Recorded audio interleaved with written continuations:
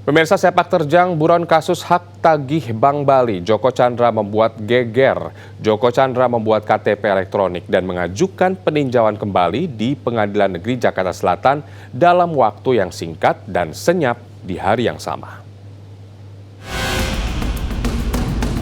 Joko Chandra, terpidana kasus Casey atau hak tagih Bank Bali yang kini memiliki KTP elektronik dengan nama Joko Sugiarto Chandra, muncul di tanah air dan membuat geger.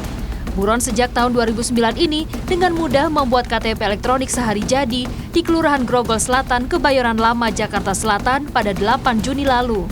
Tanggal ini merupakan waktu yang sama ketika Joko mengajukan peninjauan kembali atas perkara yang membelitnya di Pengadilan Negeri Jakarta Selatan.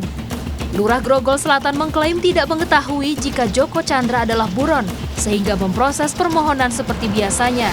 Pembuatan KTP kilat elektronik Joko Chandra ini berbanding terbalik dengan pengalaman sejumlah warga saat membuat KTP elektronik di lokasi yang sama. Mereka mengaku pembuatan iktp bahkan memakan waktu hingga 1 bulan. Saya sih waktu itu agak lama juga sih, ya lumayan lah sekitar 1 bulan baru selesai. Berapa kali datang sini, masalahnya belangkonya aja sih yang bikin susah. Berapa lama itu? Ya sekitar 1 bulan sih, sekitar 1 bulan itu ya.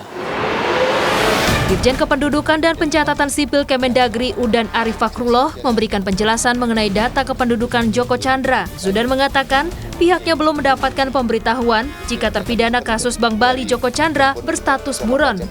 Menurut Zudan, hingga saat ini Disduk Capil tidak memiliki data tentang perintah cekal atau buron atas nama Joko Chandra. Agar kasus serupa dapat dicegah, Ditjen Dukcapil dan Dinas Dukcapil perlu diberi informasi tentang data orang yang berstatus dicekal dan DPO.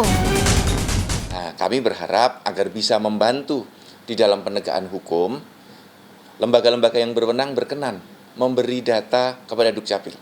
Siapa yang hari ini buronan, siapa saja yang DPO, siapa saja narapidana yang melarikan diri dari penjara, sehingga kami bisa memasukkan ke dalam database kependudukan. Ada orang yang membantu bisa mengkoordinasikan semua celah-celah ini, mulai kelurahan, imigrasi, NCB, Interpol, juga Kejaksaan Agung seakan-akan tidak tahu, itu kemudian pengadilan juga membolehkan tidak lapor kepada Kejaksaan Agung padahal dia tahu sudah buron.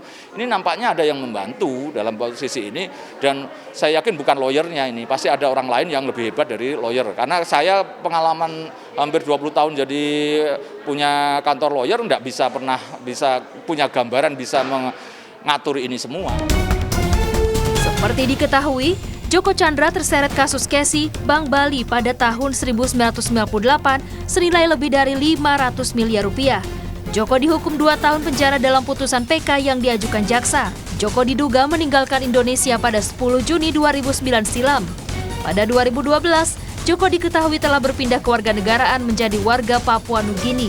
Kejaksaan Agung pun didesak proaktif menyuplai identitas buron dalam DPO ke berbagai instansi pemerintahan, termasuk lembaga di tingkat yang paling bawah seperti kelurahan. Tim Liputan, Trans 7.